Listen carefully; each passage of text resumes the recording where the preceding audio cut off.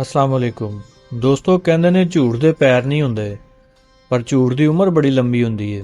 कदी कदी सच बोलना इन्ना औखा नहीं हुंदा जिन्ना एक पुराने झूठ नूं पालना औखा हुंदा है। अज दी कहानी पंजाब दे एक नामवर घराने दी है जिथे बाहरों तो सब कुछ सोहना नज़र आ रहा सी पर अंदरों एक ऐसी कालक लगी सी जिहड़ी 3 पीढ़ियां तो धुप नहीं रही सी। चलो अज दी दास्तान शुरू करने हैं।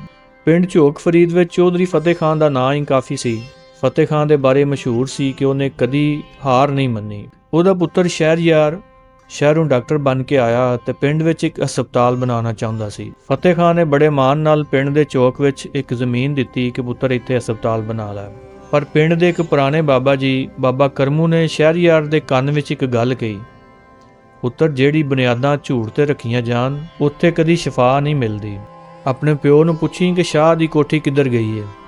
ਸ਼ਹਿਰਯਾਰ ਨੇ ਜਦੋਂ ਇਹ ਗੱਲ ਸੁਣੀ ਤਾਂ ਉਹਨੂੰ ਬੜਾ ਤਜੱਸਸ ਹੋਇਆ। ਸ਼ਹਿਰਯਾਰ ਨੇ ਜਦੋਂ ਆਪਣੇ ਪਿਓ ਫਤਿਹ ਖਾਨ ਨੂੰ ਇਹ ਗੱਲ ਪੁੱਛੀ ਤੇ ਫਤਿਹ ਖਾਨ ਦੇ ਚਿਹਰੇ ਦਾ ਰੰਗ ਇੰਜ ਬਦਲਿਆ ਜਿਵੇਂ ਕਿਸੇ ਨੇ ਉਹਦੀ ਰੂਹ ਫੜ ਲਈ ਹੋਵੇ।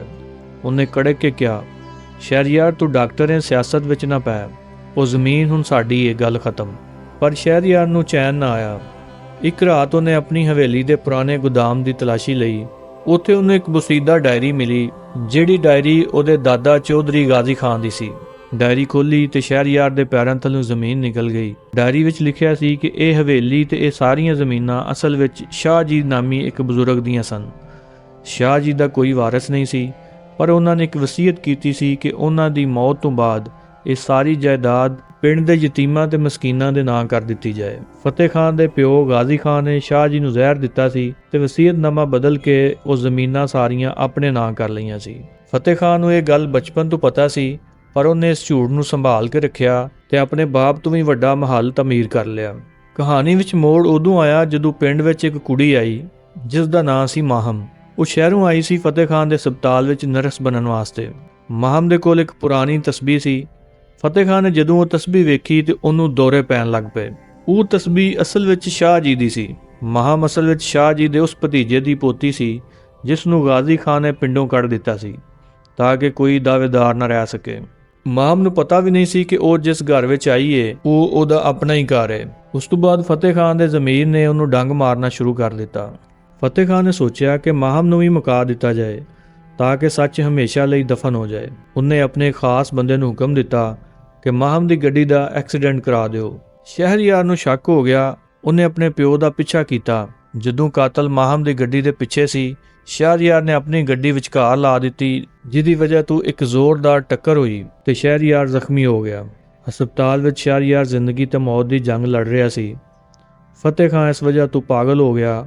ਉਹਨੇ ਜਿਸ ਹਸਪਤਾਲ ਨੂੰ ਆਪਣੀ ਅਨਾਹ ਲਈ ਬਣਾਇਆ ਸੀ ਉੱਥੇ ਹੀ ਉਹਦਾ ਪੁੱਤਰ ਆਖਰੀ ਸਾਹ ਲੈ ਰਿਹਾ ਸੀ ਤੇ ਮਾਹਮ ਹੀ ਉਹ ਨਰਸ ਸੀ ਜਿਹੜੀ ਸ਼ਹਿਰਯਾਰ ਦੀ ਜਾਨ ਬਚਾਉਣ ਲਈ ਖੂਨ ਦੇ ਰਹੀ ਸੀ। ਸ਼ਹਿਰਯਾਰ ਦੀ ਜਾਨ ਤਾਂ ਬਚ ਗਈ ਪਰ ਉਹਨੇ ਫਤਿਹ ਖਾਨ ਦੇ ਸਾਹਮਣੇ ਇੱਕ ਸ਼ਰਤ ਰੱਖੀ, ਅੱਬਾ ਜੀ ਜਾਂ ਤੇ ਇਹ ਸਾਰਾ ਮਾਲ ਸ਼ਾਹ ਜੀ ਦੇ ਵਾਰਸਾਂ ਨੂੰ ਵਾਪਸ ਕਰ ਦਿਓ ਜਾਂ ਫਿਰ ਅੱਜ ਤੋਂ ਤੁਹਾਡਾ ਕੋਈ ਪੁੱਤਰ ਨਹੀਂ। ਫਤਿਹ ਖਾਨ ਜਿਹੜਾ ਸਾਰੀ ਉਮਰ ਆਪਣੀ ਅਨਾਹ ਦੀ ਹਵੇਲੀ ਵਿੱਚ ਕੈਦ ਸੀ ਉਹ ਪਹਿਲੀ ਵਾਰੀ ਟੁੱਟ ਗਿਆ। ਉਹਨੇ ਨਾ ਚਾਹੁੰਦੇ ਹੋਏ ਪਿੰਡ ਦੇ ਲੋਕਾਂ ਨੂੰ ਇਕੱਠਾ ਕੀਤਾ ਤੇ ਮਸਜਿਦ ਦੇ ਸਪੀਕਰ ਤੇ ਆਪਣੇ ਪਿਓ ਦਾ ਗੁਨਾਹ ਕਬੂਲ ਕੀਤਾ। ਪਿੰਡ ਵਾਲੇ ਹੈਰਾਨ ਸਨ ਪਰ ਫਤਿਹ ਖਾਨ ਦੇ ਚਿਹਰੇ ਤੇ ਪਹਿਲੀ ਵਾਰੀ ਇੱਕ ਸਕੂਨ ਸੀ। ਉਹਨੇ ਮਾਹਮ ਨੂੰ ਬੁਲਾ ਕੇ ਉਹਦਾ ਹੱਕ ਵਾਪਸ ਕੀਤਾ ਪਰ ਮਾਹਮ ਨੇ ਇੱਥੇ ਇੱਕ ਵੱਡੀ ਗੱਲ ਕਹੀ, ਚੌਧਰੀ ਸਾਹਿਬ ਮੈਂ ਤਾਂ ਇੱਥੇ ਸਿਰਫ ਨੌਕਰੀ ਕਰਨ ਆਈ ਸਾਂ, ਮੈਨੂੰ ਜਾਇਦਾਦ ਨਹੀਂ ਸਿਰਫ ਇਨਸਾਫ ਚਾਹੀਦਾ ਹੈ। ਸੁਣਨ ਅੱਖੜ ਦੇ ਦੋਸਤੋ, ਅੱਜ ਦੀ ਕਹਾਣੀ ਸਾਨੂੰ 3 ਵੱਡੇ ਸਬਕ ਦਿੰਦੀ ਹੈ। ਨੰਬਰ 1, ਕਦੀ ਕਦੀ ਸਾਡੇ ਵੱਡਿਆਂ ਦੇ ਕੀਤੇ ਗੁਨਾਹ ਸਾਡੀਆਂ ਨਸਲਾਂ ਨੂੰ ਭੁਗਤਣੇ ਪੈਂਦੇ ਨੇ। ਨੰਬਰ 2, ਝੂਠ ਕਿੰਨਾ ਵੀ ਵੱਡਾ ਮਹੱਲ ਕਿਉਂ ਨਾ ਬਣਾ ਲਵੇ, ਸੱਚ ਦੀ ਇੱਕ ਕਿਰਨ ਉਹਨੂੰ ਢੇਰ ਕਰ ਦਿੰਦੀ ਹੈ। ਨੰਬਰ 3, ਤੋਬਾ ਸਿਰਫ ਤਸਬੀਹ ਫੇਰਨ ਦਾ ਨਾਂ ਨਹੀਂ ਬਲਕਿ ਕਿਸੇ ਦਾ ਖੋਇਆ ਹੋਇਆ ਹੱਕ ਵਾਪਸ ਕਰਨ ਦਾ ਨਾਂ ਹੈ।